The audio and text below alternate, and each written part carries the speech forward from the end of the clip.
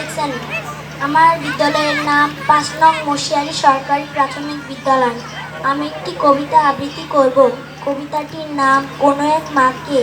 লিখেছেন আবু জাফর উবাইদুল্লাহ। কুমড়ো ফুলে ফুলে নুয়ে পড়েছি লতাটা, সজনে ডাঁটায় ভরে গেছে গাছটা, আর আমি ডালের বড়ি শুকিয়ে রেখেছি। খোকা, তুই কবে আসবি, কবে ছুটি? চিঠিটা তার পকেটে ছিল, ছেঁড়া আর রক্তে ভেজা। মাগো, ওরা বলে সবার কথা কেড়ে নেবে, তোমার কোলে শুয়ে গল্প শুনতে দেবে না। বলো মা, তাই কি হয়? তাই তো আমার দেরি হচ্ছে। তোমার জন্য কথার ছড়িয়ে তবেই না বাড়ি ফিরবো। লক্ষ্মী মা, রাগ করো না, মাত্র তো আর কটা দিন। পাগল ছেলে, মা পড়ে আর হাসে। তোর উপর কি রাগ করতে পারি? নারকেলের চিড়ে কোটে, উর্কি ধানের মুরকি ভাজে, এটা সেটার কত কি।